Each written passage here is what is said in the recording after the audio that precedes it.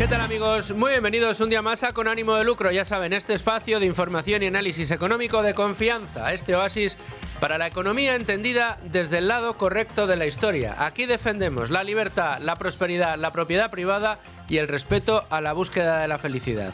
Y hoy lo vamos a hacer analizando una de las últimas ocurrencias de Yolanda Díaz. ¿Por qué?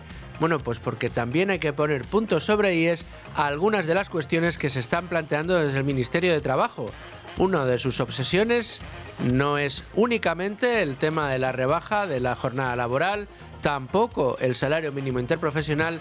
Lo que quiere ahora, dice Yolanda Díaz, es democratizar las empresas. ¿Qué significa esto? Se lo explicamos.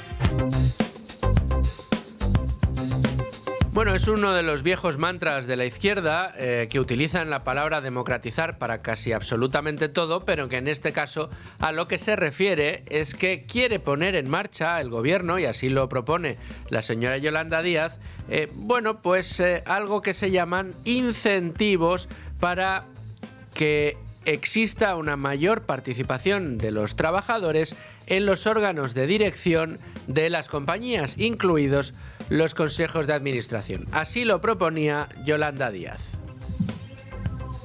Lo que dice es que la democracia tiene que llegar a los lugares que nunca llega, que es a las empresas y a la economía. Tiene que llegar a donde se ejerce el poder, y el poder de manera directa. Es decir, tiene que acabarse con esas concepciones jerárquicas autoritarias de las que hablaba Marcelino Camacho de la empresa. La empresa está claro que es uno de los espacios de las sociedades democráticas en las que más poder se tiene.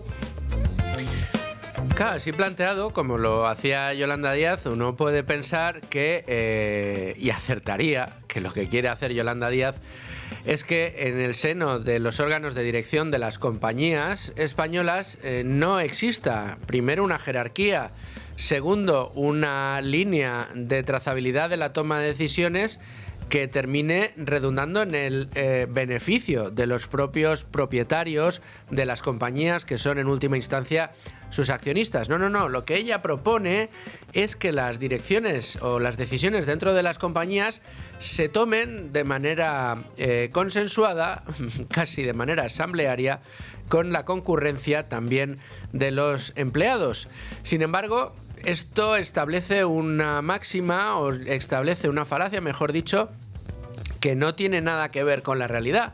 Esto da por hecho que las preocupaciones, los problemas, en fin, todo lo que tiene que ver con el día a día de los empleados dentro de una compañía, poco o nada importa en la toma de decisiones de esa compañía, cuando es todo lo contrario. Y existen diferentes vías, diferentes maneras para medir el descontento o al revés, la satisfacción de los empleados con la dirección de la compañía, y esto tiene que ver, con el establecimiento de elementos de diálogo con la dirección, que puede ser un comité de empresa, o bien la negociación directa con un empleado que está a disgusto por sus propias condiciones o por la dirección que ha tomado la empresa, puede hablar directamente con la dirección, y por último la movilidad laboral. Al final, una compañía que ve cómo sistemáticamente se le van yendo empleados, y además esos empleados, más formados, que más tiempo llevan en la compañía y que resultan mucho más productivos para la compañía, si terminan yéndose, quiere decir que no tendrán muy claro la dirección que está tomando la compañía, o que no están muy de acuerdo con cómo hace las cosas la compañía, o directamente que han encontrado otra empresa en la que les pagan más y tiene una visión de futuro mucho mejor.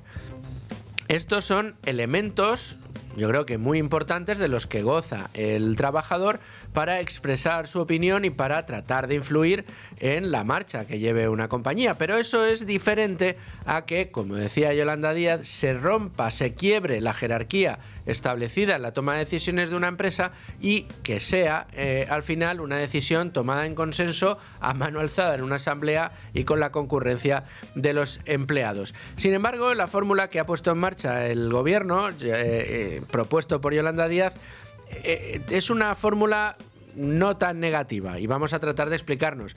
Lo que está diciendo el gobierno es que lo que se está planteando es proponer, en este caso, una rebaja de impuestos o una concesión de incentivos fiscales o una prioridad a la hora de la contratación pública a empresas que decidan darle un sillón, por ejemplo, en el Consejo de Administración a un representante de los trabajadores, o que introduzca a algún representante de los trabajadores en la línea jerárquica de toma de decisiones dentro de esa compañía. Aquí es cierto que es mejor, digamos, dar un premio que un castigo, proponer una posibilidad que además cualquier empresa sería libre de tomar o no, y obtener a cambio ese beneficio. Claro, esto tampoco es bueno per se, porque al final, si lo que estás estableciendo es una serie de... si lo que estás estableciendo es, en este caso, unos beneficios fiscales para compañías que hacen determinadas cosas, aquellas que no lo hacen no contarían con ese beneficio fiscal y por lo tanto se estaría compitiendo en desigualdad de condiciones.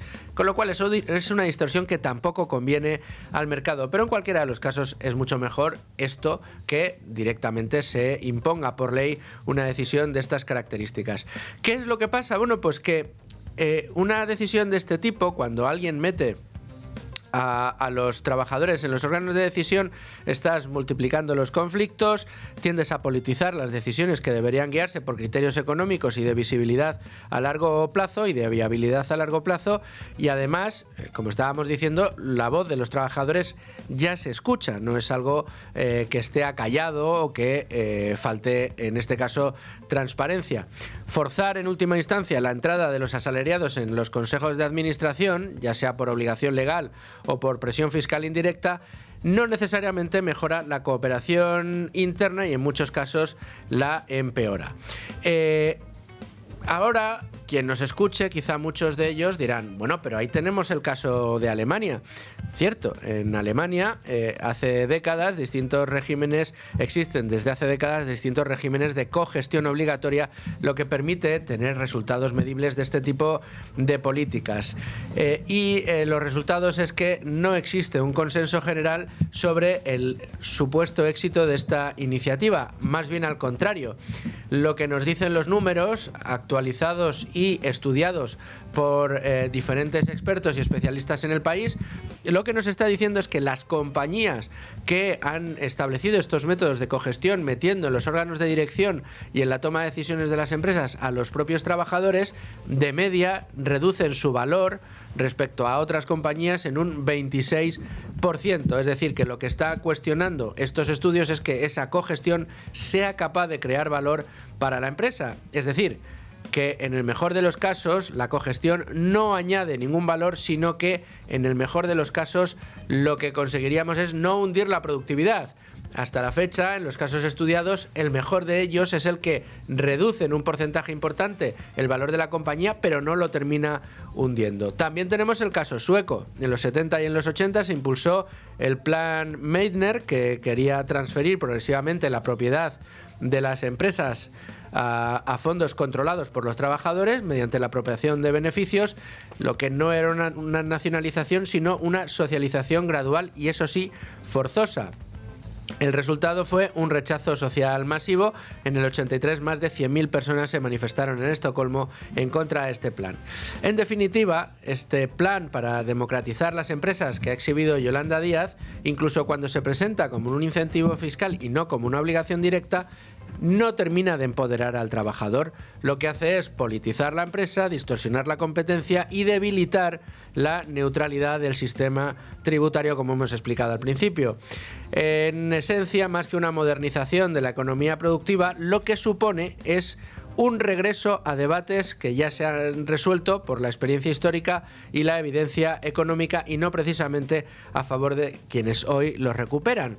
Además de una consecuencia implícita en todo este proceso, que es el de restar importancia a las herramientas que hoy el trabajador tiene para demostrarle a sus mayores que se pueden estar equivocando, o demostrarle a aquellos que dirigen sus compañías que pueden estar tomando decisiones equivocadas o erróneas.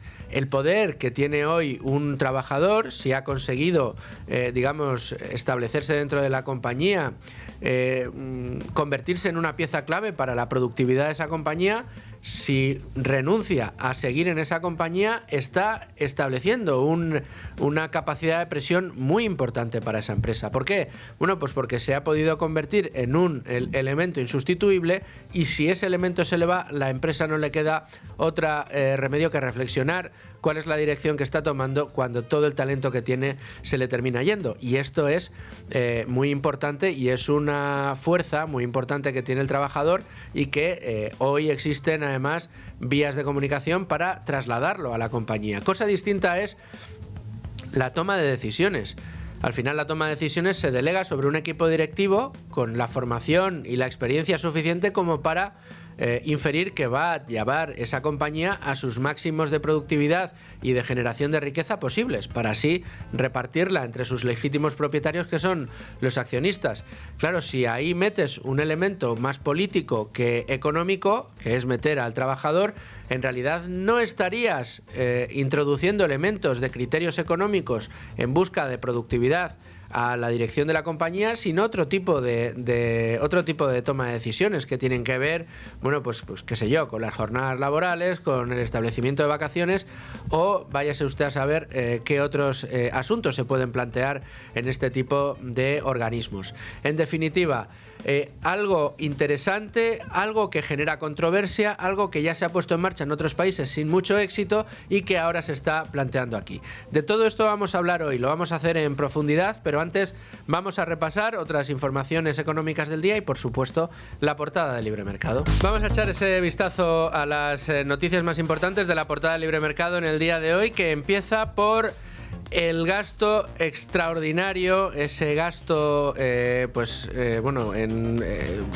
unas cantidades extraordinarias en los que incurrió Pedro Sánchez cuando viajó en su último viaje oficial a República Dominicana. Se llevó una comitiva de 31 personas al país caribeño, sin contar al personal de seguridad, ojo, 31 sin contar al personal de seguridad, y terminó gastando, insistimos, en ese último viaje oficial a Dominicana, que fue en 2023, para asistir a la 28ª Cumbre Iberoamericana de Jefes de Estado y de Gobierno, se gastó 72.000 euros, 72.000 euros en un viaje oficial, en este caso a República Dominicana. Tienen todos los detalles de aquel viaje y en qué se gastaron cada uno de esos 72.000 euros en la pieza que firma Pablo Haro hoy en Libertad Digital, en Libre Mercado, y que sirve para abrir nuestra sección de hoy.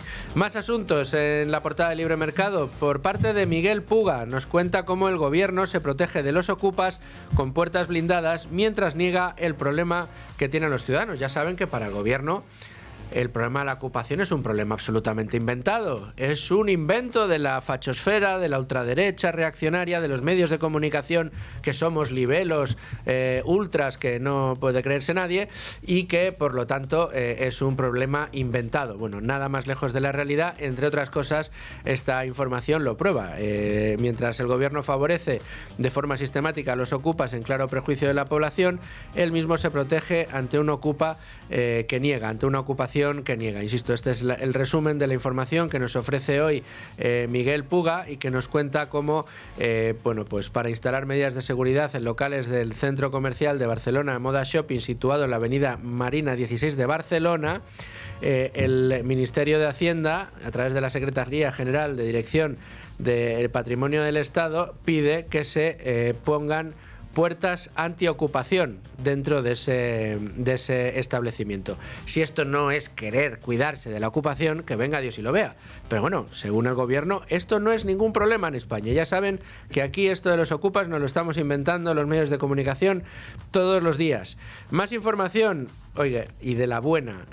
Nuria Richard y Domingo Soriano nos ofrecen un nuevo capítulo de Economía para quedarte sin amigos, y por supuesto también de la pizarra de Domingo Soriano, en la que nos cuentan cómo es esa financiación a la carta y cómo son las cuentas reales de Montero y de Junqueras. Ya saben que fue el propio Oriol Junqueras quien propuso al gobierno un nuevo sistema de financiación autonómico en virtud del cual los catalanes tenían que recibir más que el resto y por lo tanto el resto financiar lo que reciben los catalanes.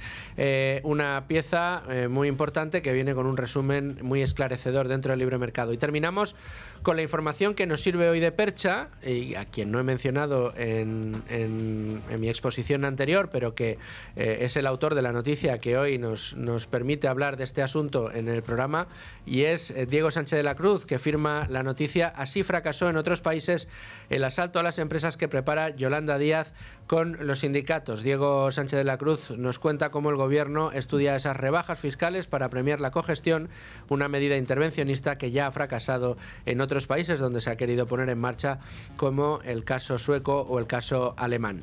Y estas son las principales informaciones que podemos encontrar hoy en Libre Mercado. Les dejo una más. Marruecos y Argelia se quedan sin cordero español para el Ramadán. Sí, señores. Marta Arce nos cuenta cómo el precio del cordero vivo ha subido un 25% en apenas 2 años y los envíos a Marruecos de esta ganadería, de este ganado, cae un 80%. El de ternera ha subido un 45%. Unos datos extraordinariamente interesantes y que nos dibujan un panorama sombrío en Marruecos después de esta información. Ahora sí, nos vamos a repasar el resto de noticias económicas del día con ayuda de Laura García.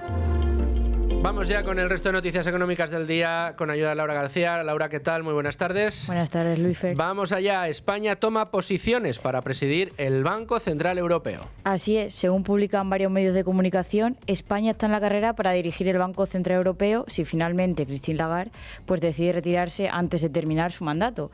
En esta carrera estaría en una posición influyente el exgobernador del Banco de España, Pablo Hernández de Cos. Bueno, pues sería el candidato que, según muchos analistas, está tomando posiciones y además posiciones muy buenas para terminar sustituyendo a Christine Lagarde. Habrá que verlo, tanto si termina su mandato antes de tiempo o si decide agotarlo y posteriormente se empiezan con las ternas y con las candidaturas a presidir esta institución. Sería una muy buena noticia que una persona que ha sido un excelente gobernador del Banco de España accediera, en este caso, a la presidencia del Banco Central Europeo. Vamos ahora con información empresarial, porque Repsol ha presentado resultados, ha elevado un 8% sus ganancias en 2025 hasta los 1.899 millones y además dispara su retribución al accionista. Pues como dices, Luis Fer, el beneficio neto se situó en 1.899 euros en 2025 y esto representa el incremento de más del 8% respecto al año anterior. Unos resultados que llegan en medio de un escenario marcado por la volatilidad, con menores precios del crudo y del gas y unos márgenes moderados en el refino, es lo que informa la compañía. Además, se ha prometido desde Repsol una redistribución total a sus accionistas en 2026, incluyendo dividendo en efectivo y recompra de acciones, y ascendería a unos 1.900 millones de euros esa retribución.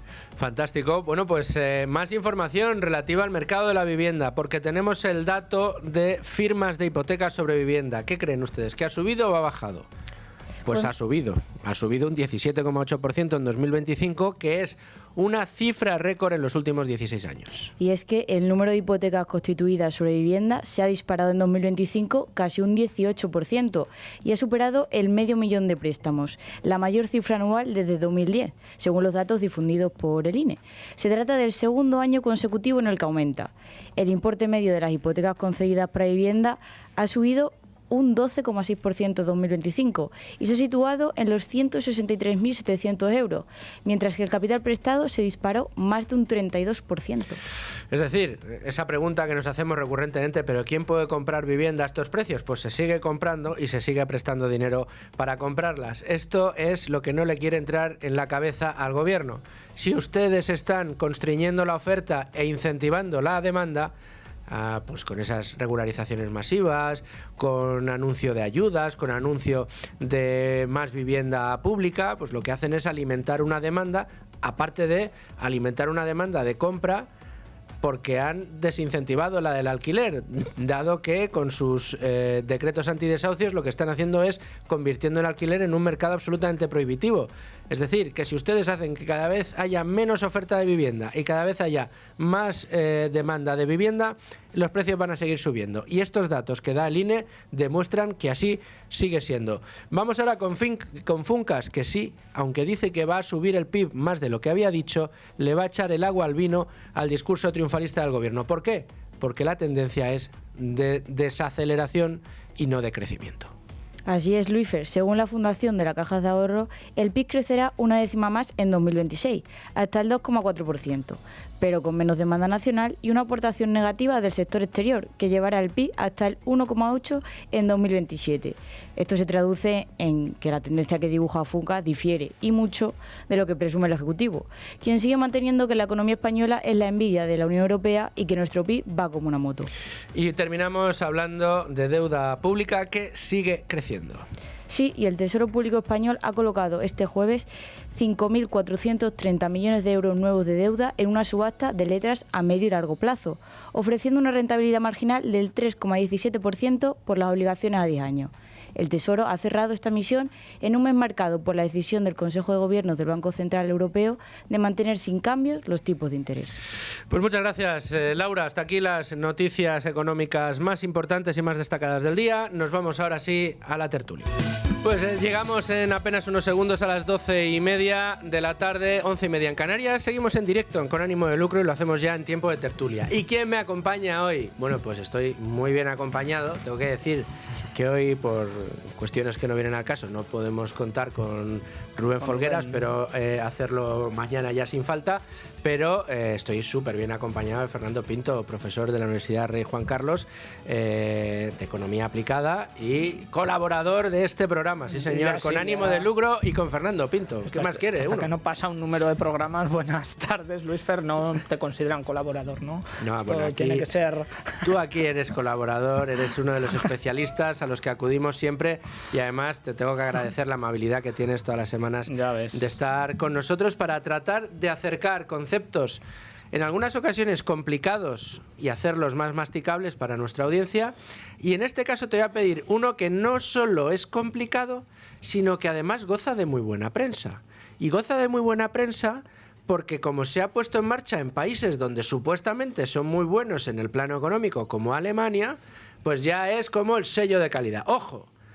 Usted, peligroso liberal, no se meta con esta propuesta de Yolanda Díaz que lo han hecho en Alemania y entonces no pasa nada. Ojo, estamos hablando de que Yolanda Díaz lo que quiere es romper el dogal de la jerarquización de la toma de decisiones en las empresas malvadas y terribles en España y que los sindicatos o los trabajadores a través de los sindicatos entren en bueno, pues la toma de decisiones dentro de las empresas. Es decir, que la toma de decisiones deje de ser cosa del management de la compañía, management absolutamente aprobado, evidentemente, por la Junta de Accionistas, que son los legítimos propietarios de las empresas, sino que eso cambie a un órgano político casi asambleario en el que tengan voz y voto también los trabajadores a través de las empresas.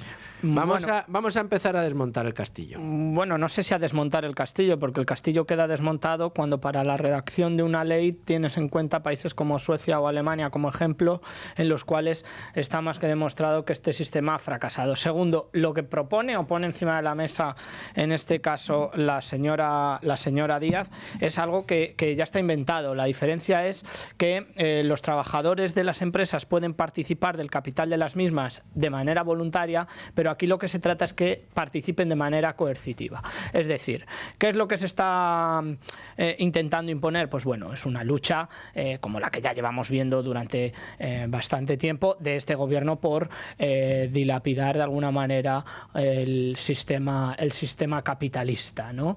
El sistema capitalista reconoce que las empresas son sistemas que se basan en derechos de propiedad, y lo que propone o pone encima de la mesa la señora Díaz es algo que va más allá, que es que ella quiere tener su cuota de dominio sobre algunas de las empresas, además lo establece por número de trabajadores, bueno, sobre algunas de las empresas vía sus trabajadores, que al final es vía sindicatos, que no son los trabajadores, que es que esto es muy diferente.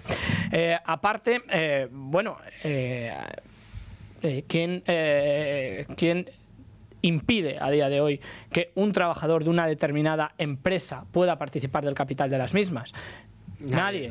Es decir, esto, repito que la diferencia está en la palabra que se utiliza, que una cosa es que sea obligatorio, otra que sea coercitiva. Y luego promete ciertos beneficios fiscales, que lo que se tiene que hacer en este país, y esto lo digo de una forma bastante directa, es concienciar a la población de que el empresario no es ese ser maligno que el otro día la señora Belarra exponía sobre para mí un referente como es Juan Roig en el Congreso de los Diputados, es decir, en la sede parlamentaria, en la casa de todos los españoles, apuntando directamente a un empresario español. Aquí tenemos que cambiar esa conciencia, y aquí cito siempre a Schumpeter. Un empresario no es más que una persona física que decide convertirse en jurídica porque quiere asumir un riesgo, y en ese riesgo va también que pueda obtener un beneficio, ni más ni menos. Y no debemos demonizarlo, que es lo que se está haciendo aquí. Para evitar esa demonización, la señora Díaz, pues cosméticamente se ha inventado ahora aquí una nueva ley en la cual, pues bueno, yo repito que lo único que quiere es dominar desde el Ministerio de Trabajo algunos de los medios de producción que tenemos en el país. Es muy importante esto que dices. Déjame que haga un inciso. Sí. Estaba justo buscando el dato para no equivocarme, pero lo tenía más o menos en la cabeza. Esto que dices de Juan Roig es terrible. A mí me parece, Es terrible porque, como bien has enfatizado, no es que Yone Belarra en un mitin de partido decida poner a parir a Juan Roig, que ya estaría mal.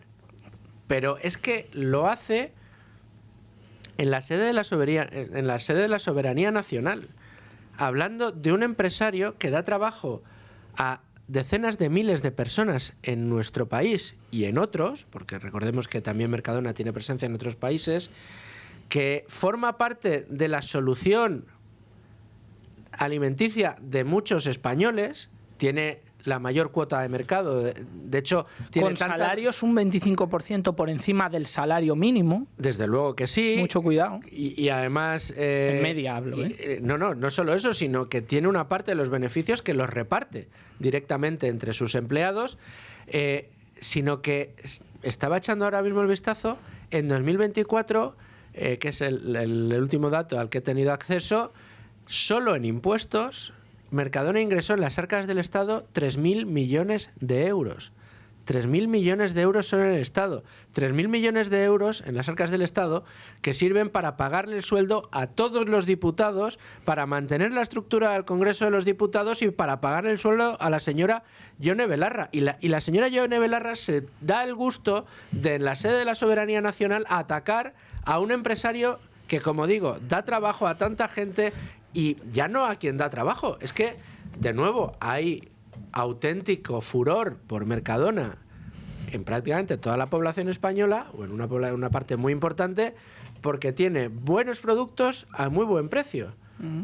Sí, vamos. No somos sospechosos de que nos estén patrocinando, quiero decir. Oí hace poco a una persona, no, pero es que los productos de Mercadona, porque es mucho mejor los más naturales. Sí, bueno, vale, si tú quieres, puedes comprar lo que quieras, págate el aguacate a 5 pavos la pieza.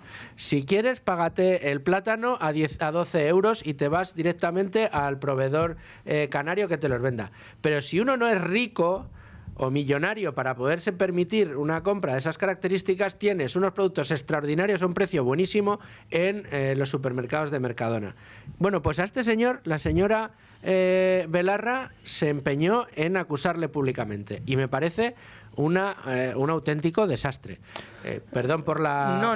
es un inciso que también te he dado yo pie a que lo hagas, pero ¿no? Es que es terrible, porque a mí me parece terrorífico cómo se demoniza al empresario español, cómo se demoniza en este caso, pues cada vez que Amancio Ortega hace una donación para comprar o adquirir máquinas y robots que ayudan en la lucha contra el cáncer, o cómo ahora se meten con Juan Roig. La realidad de España es que los empresarios españoles en un 98% de los casos son pequeños empresarios, muchos de ellos son autónomos, que lo que hacen todos los días es levantarse por la mañana, trabajar, pagar impuestos de manera trimestral de una manera que si comparásemos con el resto de países que nos rodean es absolutamente tremenda, y no se puede atacar al empresario. Yo creo que es verdad que ha habido ocasiones en la historia de España que algunos sectores el empresario se ha dejado jirones de su prestigio por haber intentado, pues en un momento de ganancias, pues querer obtener más que el resto, pero eso no puede ser el indicativo que tenemos en el país, porque en este país el 99,9% periódico de los empresarios está trabajando todos los días, y una gran parte de esa riqueza, como bien has explicado, se está redistribuyendo entre la población en forma de salarios, en forma de beneficios. Ahora bien, la medida de Yolanda, que es lo que aquí nos preocupa. Bueno, pues es que esto ya está inventado. Yo no conozco absolutamente ningún sistema de este tipo, lo he estado buscando incluso esta mañana, de este tipo a nivel estatal, por ley, en el cual se obligue a que un 2% de la participación del capital pertenezca a los trabajadores, que haya funcionado ni mejor ni peor. Es decir, esto generalmente sale mal, Suecia, Alemania, y bueno, es que, repito, a día de hoy no hay ningún problema en que un trabajador de Banco Santander adquiera acciones de Banco Santander y se convierta en dueño de una parte proporcional de Banco Santander. Problema, que cuando retira los beneficios, fiscalmente ese trabajador paga entre un 19 y un 22%. Ese es el problema. Ahí no entramos, porque como ella es ministra de Trabajo, ¿para qué vamos a entrar al grano de la cuestión? Que es que estás desincentivando en muchos casos la inversión en las principales empresas de tu país por parte de trabajadores. Es decir, es una cuestión de democracia económica. ¿Tú quieres que todo el mundo pueda invertir? Pues hombre, ponle las cosas fáciles. Si es verdad que no debes nunca, porque es que a lo mejor estoy dando ideas y mañana nos ponen un impuesto progresivo y dicen, bueno, los ricos van a pagar más por los beneficios que retiren de las empresas. No quiero dar ideas. No demos que estamos en un momento muy... Pero quiero decir, aquí hay una doble vara de medir, y luego yo siempre recuerdo pues a los clásicos, ¿no? En la teoría de los sentimientos morales, que es como el libro abandonado de Adam Smith, porque siempre se cita la riqueza de las naciones, pues bueno, lo que te dice es que la cooperación social va a surgir siempre de un intercambio que sea voluntario, no de un intercambio que sea coercitivo. Aquí estás obligando de alguna manera, y si los trabajadores no quieren formar parte del beneficio de su empresa. Quiero decir, ya no hablo de la seguridad jurídica que genera para los inversores que van de fuera a invertir a una empresa que el 2% lo tienen trabajadores que no sabes hasta qué punto pueden estar capacitados para tomar decisiones en los consejos de administración, porque lo que buscan al final es eso, claro. Es yo tengo un 2% de la cuota que son trabajadores de la empresa y además tengo una representación de mis sindicatos, porque son sus sindicatos, en el consejo de administración. Entonces, esto es lo grave de esta cuestión, y a mí me parece que bueno, que es lo de siempre. ¿Quién queremos que esté al frente de un gobierno, una comunidad autónoma? Pues hombre, al menos aquel que sepamos que tiene ciertos conocimientos en términos de gestión. Lo que estamos encontrando en este caso es que, bueno, pues nada, democratizamos la gestión empresarial y, bueno, pues nos podemos encontrar con cualquier tipo de...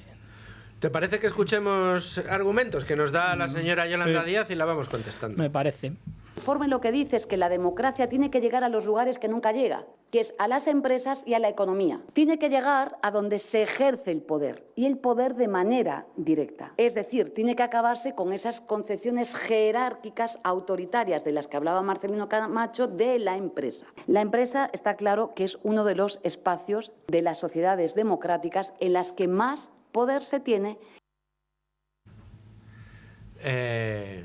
Bueno, que hay que acabar con la toma de decisión jerárquica en las empresas. En fin. Pero acabar con la toma de... claro, yo entiendo que la gente que a lo mejor no esté ilustrada en el funcionamiento de las empresas o de las grandes empresas en nuestro país, pues no sepa de qué va esto, pero porque tenga el 2% de la representación los trabajadores de la empresa, esto no significa que no siga habiendo un director general, un presidente o un ejecutivo jefe en esa empresa. Quiero decir, no acabas con esa posición jerárquica, que yo creo que entre otras cosas es sana, ¿no? Porque aquí yo entiendo, ¿no?, que el beneficio se tiene que repartir en función de las responsabilidades que asume cada uno de los individuos que forma parte de ese conjunto de contratos que es por definición una empresa. Quiero decir, o sea, si el empresario, que es el que arriesga y asume sus riesgos en muchos casos, y esto hablo con conocimiento de causa, personales, ya no solo a nivel de empresa, no tiene la opción o no tiene la optatividad de obtener un rendimiento algo mayor que aquellos que no lo asumen, ¿no?, que forman parte de los acreedores o prestadores de servicios de la empresa, algo está ocurriendo en ese... Vamos, algo está ocurriendo, no, las empresas no existirían si no fuese así. Quiero decir, ¿quién tiene incentivos a poner una empresa que no genere un beneficio cuando previamente tú has establecido un riesgo? Y esto puede, que es lo que yo me temo, puede dar ciertos mensajes, sobre todo a la inversión extranjera en empresas españolas, sobre la seguridad jurídica de las mismas, bastante negativos. Es decir, que decidan no invertir porque digan, bueno, es que en España ahora están tomando este tipo de decisiones. Repito, veamos los casos de Suecia y Alemania, entre otros. O veamos en Alemania los últimos estudios dicen que aquellas empresas que han introducido a los trabajadores dentro de los órganos de decisión de la compañía, de media han caído su valor bursátil, su capitalización ha caído un 26% respecto a sus... Sí, es que esto es la famosa discusión que ya la hemos tenido incluso académicamente muchas veces sobre las cooperativas. Quiero decir, ¿cuántas cooperativas han sobrevivido desde los años 70 hasta hoy? Que me digan cuántas cooperativas han sobrevivido en España, cuántos conjuntos de trabajadores que han intentado sacar adelante sus empresas, pues finalmente han sido una historia de éxito. Si es verdad que hay algunas en determinados territorios y todo está ligado, porque hay artículos académicos que lo demuestran, está ligado a la cultura de la región o de la zona. Es decir, País Vasco siempre ha tenido cierta de alguna manera, capacidad de sacar adelante este tipo de estructuras. El resto de España, esto se ha demostrado que aunque haya en puntos aislados algunas cooperativas que funcionen, no es la realidad. Y ya está. Y es que no hay que darle más vueltas. No, hay una cosa que para mí es evidente, ¿no?, y que a veces resulta más complicado de meter en la cabeza de la gente. Y es que, al final, las decisiones que toma una empresa, y para que redunden beneficios para sus trabajadores, tienen que ser decisiones tomadas de manera más o menos acertada. Si se yerra en algunas de las decisiones, se corrige en la siguiente. Pero uno de los objetivos claros de cada una de esas decisiones tiene que ser la generación de mayor riqueza y de mayor beneficio, es decir, de más lucro del que se tiene. Es decir, que al final el management de una compañía, la dirección de una compañía, a quien avala el propietario, que es el accionista, lo que tiene que hacer es tomar decisiones para, si facturamos tanto este año, pues crecer en facturación o en beneficios un 10, un 20, un 30% el año que viene, dentro de las capacidades de cada uno de los sectores, de las líneas de actividad, de las líneas de trabajo de cada empresa. Ese es el objetivo, claro. Sí. Cuando tú introduces este elemento donde quieres romper con esa jerarquía en la toma de decisiones, como dice Yolanda Díaz, a los trabajadores, ¿para qué es? ¿Para que los trabajadores te ayuden a tomar decisiones que vayan en la búsqueda de un mayor beneficio? ¿O quieres que los trabajadores estén en un consejo de administración tomando decisiones casi a mano alzada, de forma asamblearia, según dibuja Yolanda Díaz? ¿Para qué? ¿Va a ser para que aumente la productividad? Oye, vamos a pedir a nuestros trabajadores que trabajen todos 2-3 horas más todos los días para ver si incrementamos la productividad y así somos capaces de vender más producto el año que viene. Yo creo que ese tipo de decisiones no lo íbamos a encontrar si vienen los sindicatos a tomar decisiones dentro de una empresa. Pero claro, ¿no? Vamos a ver, oye, que queremos más vacaciones, que queremos más sueldo por menos horas, que queremos, en fin, las reivindicaciones clásicas de la UGT y de comisiones obreras aquí en España.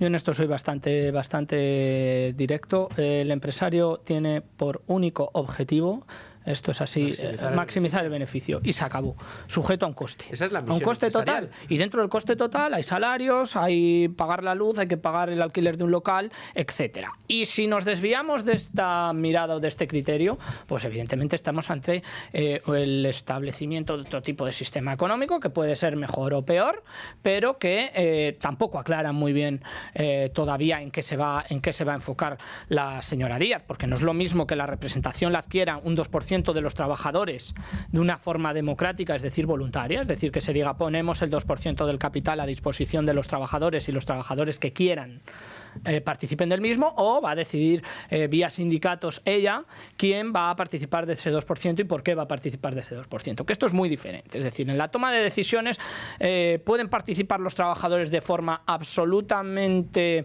externa, sin ningún tipo de vínculo con los sindicatos, o por el contrario, esas decisiones las van a decidir los sindicatos como representantes de los trabajadores. Es que esto es, para mí es algo bastante importante. Tengo además algún artículo sobre cuándo funciona mejor o peor o directamente no funciona la negociación colectiva por tipología de representación a nivel de planta región. Me parece y a mí súper interesante eso. Pues eso, un día que tengamos tiempo, tengo varios artículos. He escrito mucho desde mi tesis doctoral. Mira, te recojo el guante el día que quieras, la semana que viene, la próxima. Desde mi tesis doctoral tengo los datos y los sigo con bastante frecuencia porque empecé por ahí, ¿no? Yo empecé tomando contacto con sindicatos, con empresas, estuve estudiando lo que eran los trabajadores autónomos económicamente dependientes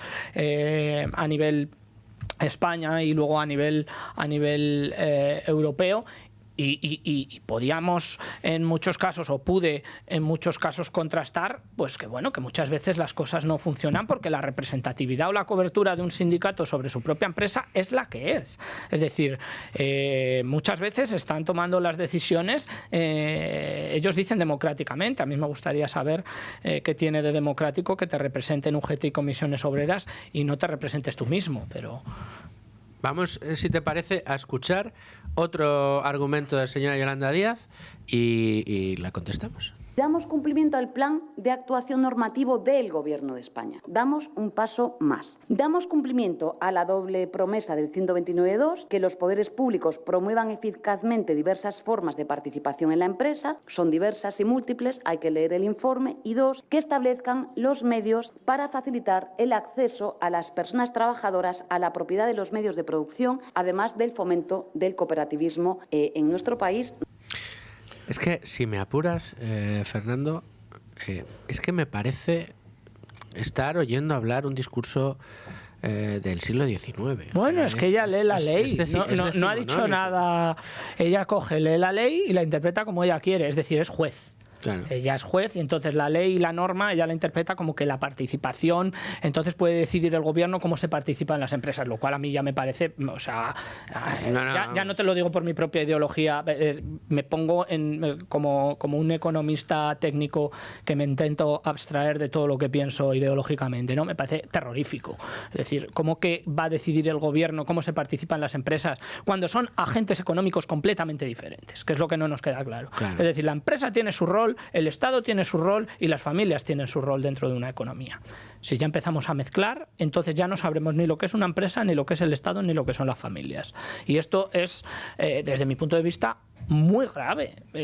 Lo que pasa que esta señora, también te digo, pues bueno, estas no sé si son sus grandes aportaciones. Es verdad que está consiguiendo cosas que no pensaba yo nunca que iba a conseguir, como es esa subida del salario mínimo interprofesional, cuando hace 3 meses algunos economistas, entre los cuales me incluyo, le dijimos, oiga, mire, que es que el salario modal ya se aproxima al salario mínimo interprofesional. Yo creo que si lo miro ahora, que no quiero porque yo ya me hago mala sangre, probablemente ya estén iguales o incluso por debajo el salario modal de lo que es el salario mínimo interprofesional.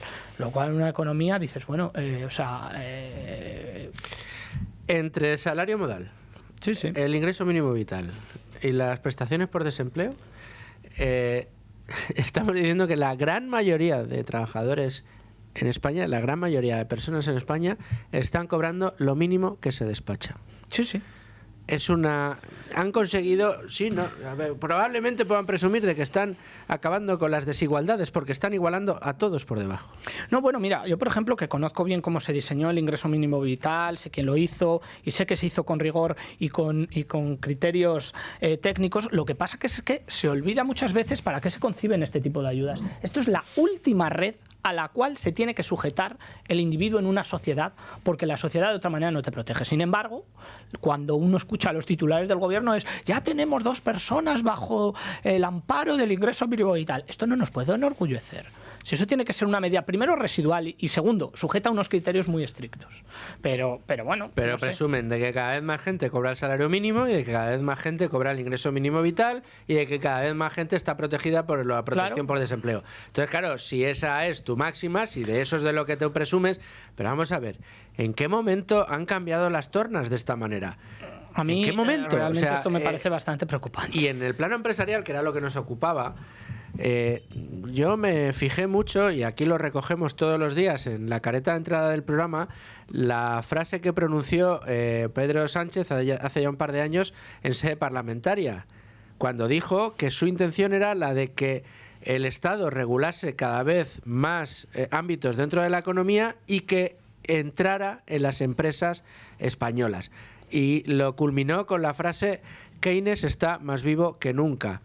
Entraron en Telefónica, entraron en Indra a través siempre de la SEPI y están dispuestos a controlar vía normativa, al menos es lo que quieren, absolutamente ya todas las realidades de la empresa, incluida la toma de decisiones dentro de las empresas. Es que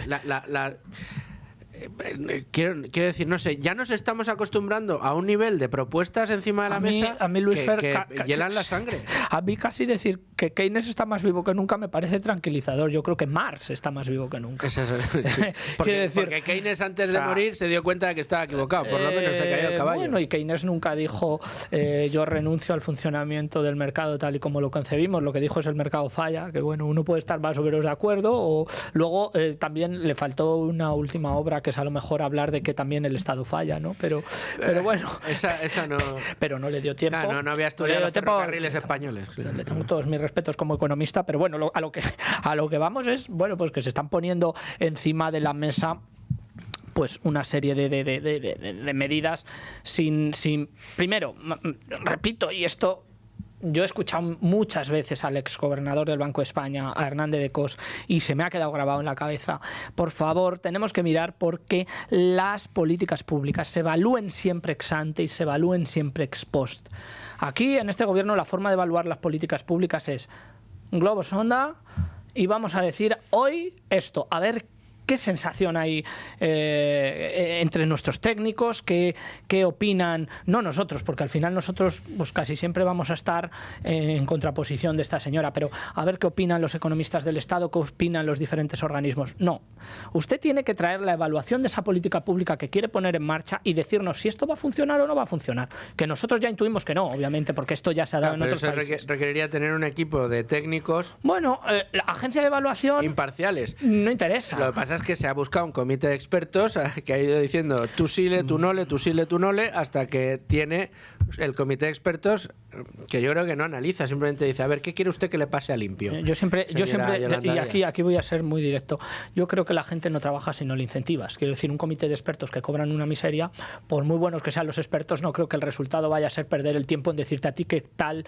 qué bien o qué mal va a salir la política pública. Quiero decir, si creas un comité de expertos, crea un comité de expertos y diles, quiero resultados, y quiero resultados cuantitativos y cualitativos claros, encima de la mesa.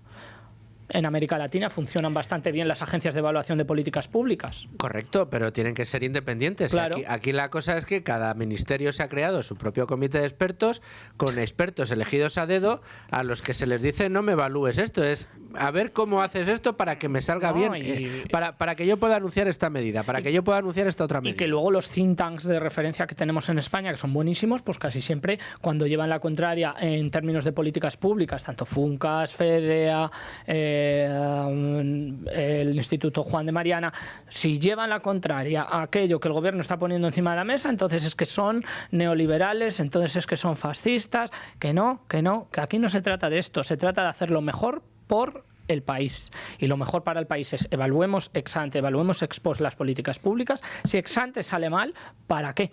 Si ya encima tienes ejemplos, como es en este caso, de países donde esto no ha funcionado, con los que puedes tener algunas semejanzas en términos culturales y económicos, porque al final formas parte del mismo grupo de amiguetes que es la Unión Europea, pues en esas estamos. Estamos llegando al final de la tertulia, pero quiero que escuchemos todavía una reflexión adicional de Yolanda Díaz y rematamos. Y aquí nos lleva a la parte propositiva del informe, que plantea 3 ejes de democratización empresarial. Primero, reforzar la participación a través de los comités de empresa. El segundo, que es clave, la participación de las personas trabajadoras en los consejos de administración. Tercer eje, la democracia frente a la digitalización y a la inteligencia artificial. El informe es clarísimo. La IA no es neutra. La IA decide todo. Vale, pues ya los está. Algoritmos no caminan por la calle, decía la señora Yolanda Díaz en unas declaraciones muy rimbombantes. Aquí la IA no. Esto es como cuando aludían algunos ministros de otros gobiernos a, yo que sé, a la Virgen de Fátima porque nos iba a ayudar a sacar a España de la crisis. Vamos a ver. ¿Cómo podemos estar yendo en contra del mainstream de la inteligencia artificial? No la estamos asimilando como una herramienta que es no solo necesaria, sino que nos pone... No es neutra, está a favor del capital. Hombre, claro, si la dices, oye, deme usted una perspectiva liberal o una perspectiva comunista de este asunto, te la va a dar, obviamente, pero es que uno tiene la capacidad de leer libros, de leer a nuestros antecesores en nuestras materias para contrastar si lo que estamos diciendo tiene más o menos sentido. Pero bueno, esa es la primera. Inteligencia artificial no. La segunda es, bueno, pues en los consejos de administración los trabajadores, pero a través del comité de empresa. No, entonces no son los trabajadores. Es decir, el trabajador que es el dependiente, la cajera de Mercadona va a tener poder de decisión directa en el consejo de administración de Mercadona, ¿sí o no? No. Esa es la realidad. Es decir, uno que venda la medida como quiera. O es que todavía la ley está por desarrollar. Claro, son comités de empresas controlados por los sindicatos, que están controlados a su vez por los partidos políticos. Esto ya vimos con las cajas de ahorro que no funcionan. Ergo, los tentáculos del gobierno socialcomunista que tenemos, entrándose de nuevo, en esta ocasión, en las empresas. Pero bueno, veremos si esto finalmente termina llegando al BOE o no termina llegando al BOE. Lo que sí que tenemos claro es que el gobierno está empeñado en sacarlo adelante. Fernando Pinto, muchas gracias por estar con nosotros, profesor. Un día más aquí en Con Ánimo de Lucro. Te espero muy prontito de vuelta. Muy bien. Y a ustedes, señores oyentes, les dejo en manos de los servicios informativos de radio. Escuchamos las noticias de la 1 y regresamos a Con Ánimo de Lucro, que vamos a ver la apertura de mercados, no la apertura, sino cómo están cotizando ahora mismo los mercados, y vamos a hablar de una tesis de inversión curiosísima, ya lo verán. 1:06 de la tarde, 12:06 en Canarias. Seguimos en directo en Con Ánimo de Lucro y lo hacemos como todos los días hasta ahora, abriendo página de mercados.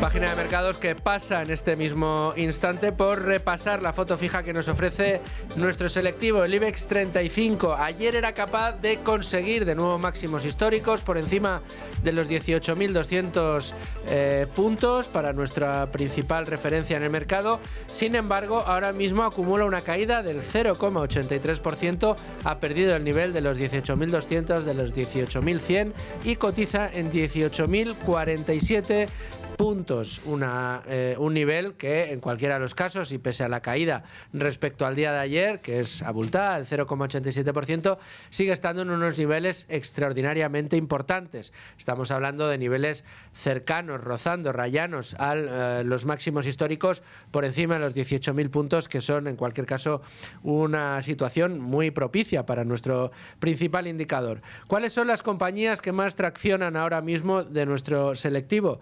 Repsol Repsol, que presentaba resultados, antes se los contábamos, aumenta sus beneficios un 1,64%, quiero decir, aumenta su rentabilidad un 1,64%, según nos muestran las aplicaciones en tiempo real. Si vemos la segunda posición en subidas es Colonial con un 1,33% e Indra con un 0,94%. Pero sin embargo hoy lo que predomina dentro de nuestro selectivo es el color rojo. En este caso, las caídas que tiene sobre todo Endesa, un 3,19%, Acciona un 2,58% e Iberdrola un 2,64%. No es un gran día, desde luego, para las energéticas hoy en el mercado. Solo Repsol hace las cosas bien en el día de hoy, está subiendo gracias a presentar esos resultados que le llevan a ganar 1.899 millones en 2025, un 8% más, elevando su dividendo de 2026 y además anunciando una muy buena asignación de capital, esa que le gusta a los gestores que solemos traer a Tu Dinero Nunca Duerme, que es la de la recompra de acciones, un buen indicador de que el management, de que la dirección de la empresa confía precisamente en el futuro de la compañía. Más asuntos que tenemos ahora mismo en el mercado, bueno, pues no solo los dimes y diretes sobre lo que pueda pasar con el Banco Central Europeo si finalmente Lagarde decide terminar o no su mandato, sino que también se examinan las actas de la Reserva Federal Norteamericana, unas actas que quieren dar pistas a los analistas sobre las decisiones en política monetaria que van a tomar, en este caso, la Reserva Federal durante los próximos meses y que además son muy inciertas, porque ahí tenemos al posible nuevo gobernador, que es el candidato de Donald Trump, y cuáles van a ser o no sus políticas, si van a ser unas políticas laxas respecto a los tipos de interés, es decir, añadir más liquidez a los mercados o no. Y también tenemos uno de los aspectos más importantes, ya ayer lo comentábamos aquí con Gustavo Martínez, que llama también poderosamente la atención, ¿no? Ya saben que aquí un servidor y en los programas en los que milito, pues casi con todos mis colaboradores, es una debilidad, que es el señor Warren Buffett, sin duda el mejor inversor de todos los tiempos, que publicaba los últimos movimientos que iba a hacer como responsable de Berkshire Hathaway, no de la compañía, sino de la toma de decisiones dentro de la compañía, pues deshaciendo posiciones en Amazon y en Apple, donde ha conseguido unos beneficios extraordinarios, y entrando en compañías algo olvidadas en los últimos años por Berkshire, que es los medios de comunicación, en este caso New York Times. Son movimientos que se han reportado y han ocupado titulares precisamente por ser los últimos que toma Warren Buffett apretando el botón dentro de la gestora. Ojalá nos dure muchos años más todavía el señor Buffett inspirándonos desde Berkshire Hathaway. Y hoy les prometía hablarles del mercado y les prometía una tesis de inversión muy interesante. Bueno, pues ya me acompaña don Pablo González, que es el consejero delegado de Abaco Capital y que nos va a hablar, insisto, de una tesis curiosa, que puede sonar un poco complicada a priori, pero que la vamos a entender perfectamente. Todo será después de estos consejos. 1:11, 12:11 en Canarias. Lo prometido es deuda y entramos en la recta final del programa de hoy y lo hacemos acompañado, mejor imposible. Pablo González, consejero delegado de Abaco Capital, amigo de Tu Dinero Nunca Duerme, te estrenas en este estudio. Muchísimas gracias, estoy muy contento de muy bienvenido, estar por supuesto que sí. Además, me imagino que en un programa que se llama Con Ánimo, Tu Dinero Nunca Duerme, ya sé que te gusta, pero con ánimo de lucro no está mal tampoco, ¿eh? Fenomenal, vamos, una maravilla, ¿no? El ánimo de lucro que todos tenemos. Al final, si uno monta una empresa, lo que busca es que genere beneficio, como decíamos antes con Fernando Pinto. Pero, decía yo, traemos una tesis de inversión, ya hemos traído unas cuantas, nos ayudamos de Abaco, nos ayudamos de Avantage, estamos muy enfocados generalmente en renta variable, pero nos traes una provocación. Pero es una provocación que a mí me encanta porque nos da pie a explicar muchas cosas. La tesis que nos traes hoy, Pablo, con ánimo de lucro, es la de invertir, que es una de las posiciones que tenéis en vuestro fondo, en bonos ligados a la inflación en Estados Unidos. Cuéntame cómo funciona. Primero, ¿qué es un bono ligado a la inflación? Porque estamos hablando de bonos, estamos hablando de deuda. Sí, pues mira, si quieres empezamos por lo que es un bono ligado a la inflación. Eso es, sí. Básicamente son unos bonos que ha estado emitiendo, ya emiten menos el gobierno americano, y que básicamente se comportan de la siguiente forma. El principal va subiendo en función de la inflación. Es decir, por una parte, si el principal cuando empieza son $100, cada punto que sube la inflación, se va acumulando, con lo cual se va componiendo la inflación a lo largo de la vida del bono en el nominal. O sea, que la inflación se comporta al contrario de cómo lo hace con nuestro bolsillo. Es decir, cuando uno tiene un bono ligado a la inflación, el principal va subiendo, es decir, tu TIR al final termina subiendo, mientras y además componiendo con el largo plazo, cuando la composición con el largo plazo en nuestro bolsillo es que lo que hace es que nos va quitando cada vez más dinero, ¿no? Efectivamente, el bono te paga un pequeño cupón, por ejemplo un 1,5%, es uno de los que tenemos ahora mismo, te paga un 1,5% y eso tú sí lo recuperas y te lo va pagando pues cada 3 meses o cada 6 meses, ¿no? Y al mismo tiempo el principal se va componiendo al nivel de la inflación. Y luego estos bonos además cotizan con un premio o con un descuento sobre el nominal que se va componiendo con el tiempo, ¿no? Y entonces es una forma de estar protegidos frente a la subida de inflación en el medio y largo plazo, ¿no? Es una especie de cobertura sobre la inflación. Una especie de cobertura sobre la inflación. Entonces, ¿por qué desde Abaco decís, esto es interesante, lo queremos en cartera? ¿No será que veis unos riesgos inflacionarios importantes? Si los vemos sin lugar a dudas, especialmente en Estados Unidos, pero además pensamos que para nosotros es muy importante la diversificación, sobre todo la diversificación de riesgos. ¿Qué ventajas e inconvenientes a la hora de pensar en diversificación? Claro, los bonos del gobierno te diversifican muy bien de eventos geopolíticos, porque cuando hay un problema, tener un bono de un gobierno, y sobre todo de un gobierno como el americano, es una seguridad magnífica, sobre todo si tienes duración, y en cualquier problema geopolítico tienes una protección enorme, y te da cierta diversificación sobre el crédito, porque el mercado de crédito se comporta un poquito distinto del mercado de soberano, porque cuando hay algún problema en la economía, el mercado soberano lo hace bien, sin embargo los spreads de créditos aumentan, ¿no? Pero tienen un problema muy, muy grande a la hora de diversificar, y es que si sube la inflación, los bonos públicos lo hacen muy mal. Terminan perdiendo dinero. ¿Cuál es la ventaja que tiene este bono? Este bono te diversifica en ambas cosas. Tienes una protección ante eventos geopolíticos y además tienes una protección frente a la inflación que no te da el resto de la renta fija. Y eso es lo que hace muy, muy atractivo desde el punto de vista de diversificación, independientemente de la visión que tengas sobre la inflación. Luego, si quieres, entramos también de los riesgos que vemos sobre la inflación y de las probabilidades que le asignamos a ese escenario, ¿no?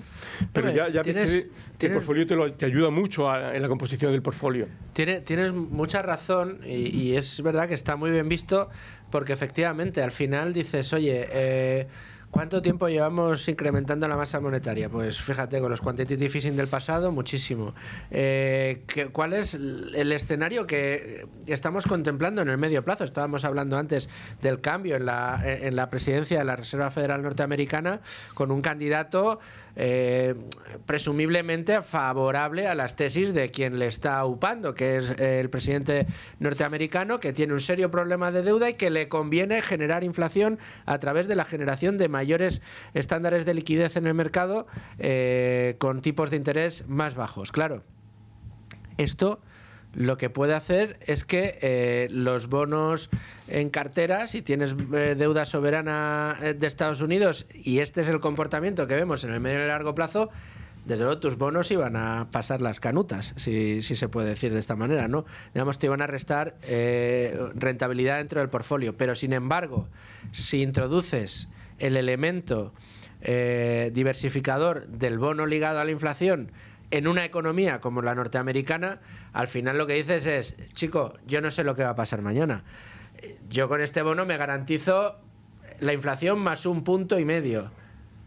Y además de garantizarme que ya venzo a la inflación en esa parte de mi cartera, encima, si el escenario vira a una espiral alcista en materia de inflación, que me vaya a restar posiciones en bonos corporativos, perdón, en bonos soberanos, ahí tengo a mi bono ligado a la inflación dándome más beneficio, ¿no? O sea, al final es la diversificación perfecta. Exactamente. Y además, a día de hoy la oportunidad está en que te va a dar inflación más 2,5 puntos, que es muy alto, mucho más que lo que dan todos los bonos en Europa. Ah, te da 2,5 puntos. 2,5 puntos sobre la inflación y con una duración de 9, 8, 9 años, que además te protege, porque si hay un evento geopolítico, esa duración te va a favorecer mucho y va a tener una protección. Te ancla el resto de la cartera. Pero además, si la inflación sube, también estás protegido con un tipo real que en el peor de los casos es muy interesante, porque, fíjate, aunque la inflación se quede al 2%, que es el objetivo de la FED, que creemos que hay muy pocas probabilidades que en los próximos 10 años esté ahí, ya tienes un 4,5, que es más de lo que te paga ahora mismo los bonos del Tesoro. Si la inflación sube, tienes mucha más rentabilidad todavía, ¿no? Con lo cual tienes una rentabilidad buena, real, y además tienes una diversificación extraordinaria de la cartera para protegerte tanto de eventos geopolíticos como del efecto inflación, que si quieres ahora entramos en profundidad, porque nosotros no pensamos que va a venir, pero pensamos que el riesgo es importante. Sí, bueno, esto de no pensaba que va a venir, pero tenemos miedo. Pero hay que cubrirse. Hombre, claro que hay que cubrirse. Fíjate, nosotros somos muy amigos de Gustavo Martínez, a quien seguro conocerás. Claro, por supuesto. Que tiene, pues, como bien sabes, una tesis del oro muy... la defiende con mucha vehemencia, vamos a decir. Y bueno, la verdad que el tiempo le está dando la razón y toda la tesis gira alrededor del manoseo de los gobiernos del dinero, al final, del dinero fiat, y lo que está haciendo es generando mucha inflación, ¿no? De hecho, es lo que llevan haciendo desde Bretton Woods hasta ahora todos los gobiernos. Entonces, Gustavo dice, si esto es así y así, lo que vamos es un escenario inflacionista. Yo quizás estoy más contigo. Creo que eso es muy posible, pero no tengo una bola de cristal. Yo no sé si mañana va a haber un catalizador diferente, va a haber algún evento inesperado que cambie las lógicas de mercado y que al final ese escenario muy probable de una inflación disparada pueda apaciguarse o retrasarse. Creo que llegará en cualquiera de los casos, pero vaya a retrasarse o a eliminarse, ¿no? A cambiar. Pero claro, hay que estar preparados para todo. Sí, y yo creo que la tesis de Gustavo tiene muchísimo sentido y yo le doy unas probabilidades altas. No sé si va a pasar o no va a pasar porque es imposible saberlo, pero las probabilidades son muy altas porque... Mira, me dan ganas de esta sección, me voy a traer una bola de cristal y la vamos a tocar cada vez. Claro. Oye, no tenemos bola de cristal. En fin. No, pero es el riesgo más grande. Claro. Sobre todo que es el riesgo más grande y que hay que estar preparado porque al final es un riesgo que además depende de decisiones políticas. Porque el problema ya está, el problema del exceso de deuda está, se puede posponer, se puede aguantar, pero el problema está, es una bola. Y van a tener que tomar medidas y hay distintas soluciones. Si por suerte la productividad sube mucho y se salvan, mejor, pero es poco probable. Lo más normal es que tengan que tomar en el medio plazo decisiones sobre gasto, sobre subida de impuestos o sobre qué hacer en la próxima recesión sin decir que la inflación suba. Volver a los quantitative easing para tratar de incentivar la economía, lo cual sería de nuevo darle más, comprar muchas más papeletas para una inflación mayor. Exactamente. Es que fíjate, en Estados Unidos, ahora mismo los ingresos del gobierno federal son un 22% de la economía, pero el déficit está cerca del 7%. Es decir, solamente el déficit es casi un 20 y tantos, por 24 o 25% de los ingresos. Sí. Y la deuda son 5 o 6 veces los ingresos, con lo cual es un problema difícil y que una de las soluciones es la inflación, desgraciadamente. Es uno de los problemas más evidentes. Fíjate, el otro día Pablo leía y además me parecía muy, muy curioso. A mí el tema de la inflación reconozco que es uno de esos asuntos que yo creo que cada analista tenemos nuestras propias obsesiones y a mí una de las que me obsesiona es esta, ¿no? Pues además me parecía un concepto quizá muy abstracto, pero una vez entiendes como fenómeno monetario, tiene muchísimo sentido. Entonces, leía autores que decían, a ver, una economía como la norteamericana puede generar inflación o puede,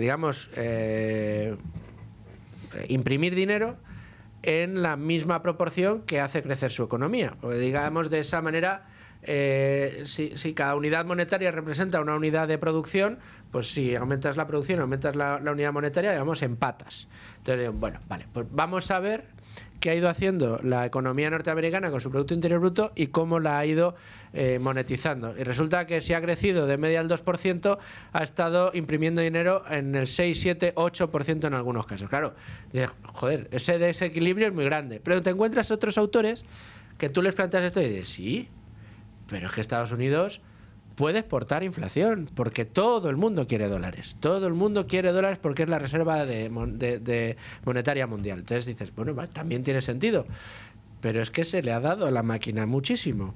Y uno se plantea una pregunta, Pablo, y yo te la planteo a partir de vuestra tesis de los bonos ligados a la inversión.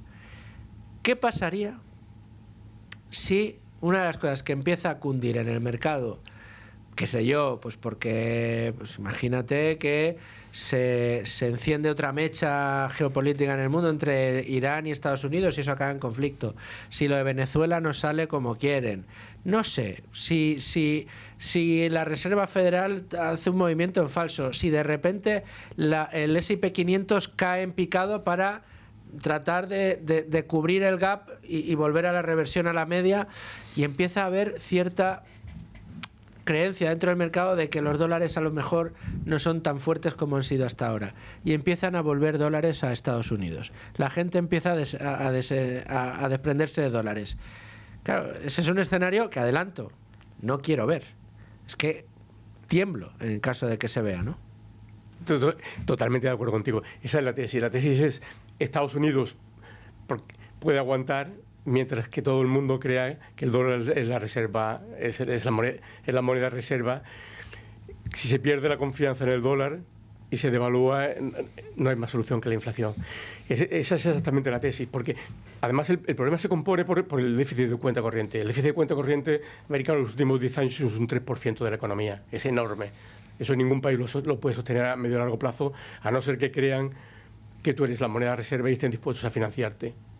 Entonces, y además, hasta hace 4 o 5 años lo estaban financiando todo a través del mercado de renta fija. Últimamente los flujos de renta fija están bastante equilibrados, ya no está entrando dinero en el mercado de renta fija, pero ha seguido entrando muchísimo dinero en los índices de bolsa y en inversión directa, pero sobre todo los índices de bolsa. Ha subido una barbaridad. En los índices mundiales, la bolsa americana en los años, a finales de los 90 era un 30% y ahora estamos al 71%.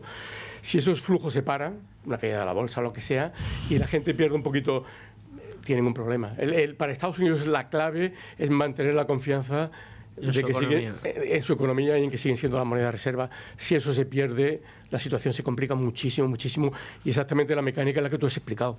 En mi opinión, vamos, yo creo que es exactamente, y es el miedo ese de qué pasa si eso ocurre y si siguen gastando tanto y si el déficit sigue tan alto, ¿hasta cuándo es posible hacerlo sin que se produzca esa pérdida de confianza o venga un evento exterior que catalice esa pérdida de confianza? Que estoy 100% contigo. Sí, aparte, bueno, en el pasado, claro, el pasado es un gran maestro, ¿no? Y ahí tienes a Volcker subiendo los tipos, creo que fue al 20%, ¿no? Una cosa así.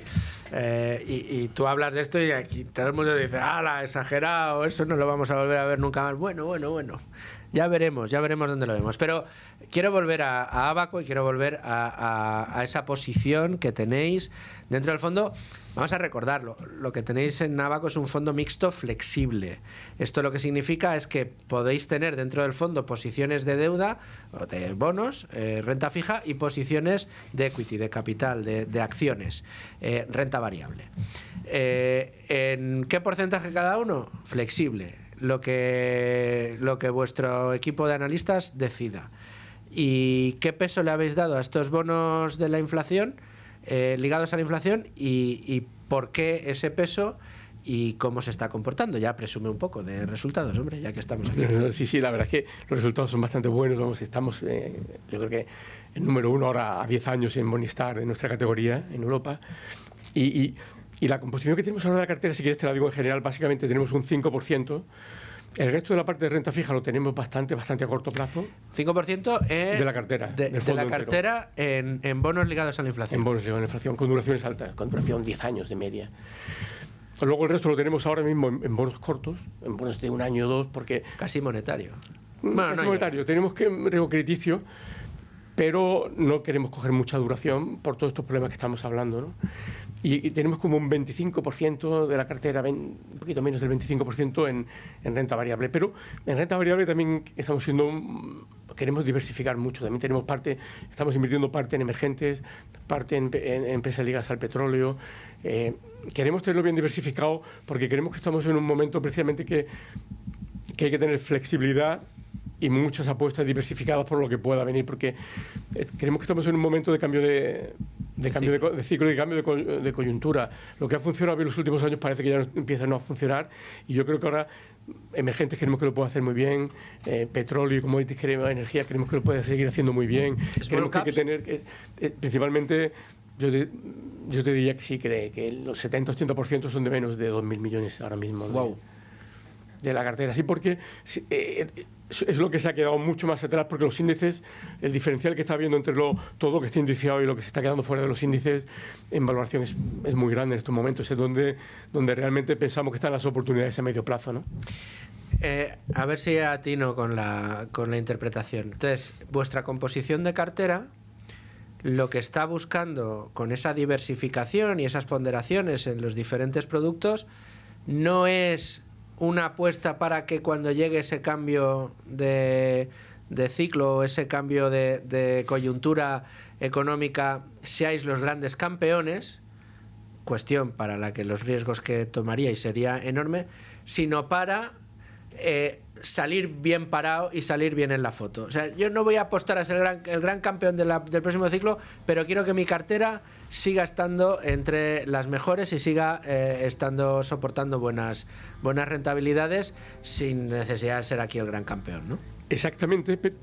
Y la única condición, además, que le añadimos a eso es que todos los bonos que tengamos, de media los bonos nos den por lo menos inflación más 3 o 4 para proteger a nuestros clientes. Buscamos bien el crédito para tener teniendo en cuenta la parte larga como la parte de duración corta, intentamos buscar eso. Y luego la parte de renta fija, de renta variable, lo que estamos intentando son cosas que queramos que tengan un descuento por lo menos del 40% y muy diversificado. Diversificación y protección. 20 empresas distintas con flujos distintos, con mucho potencial, pero diversificados para estar preparados para lo que pueda venir, pero siempre sabiendo que vamos a poder darle una rentabilidad positiva sobre la inflación a nuestros clientes, ¿no? Pues Pablo González, muchísimas gracias por estar con nosotros en Con Ánimo de Lucro. Te espero muy prontito de vuelta. Muchísimas gracias, ha sido un placer estar aquí contigo hoy. Y a ustedes hasta mañana. Adiós, adiós.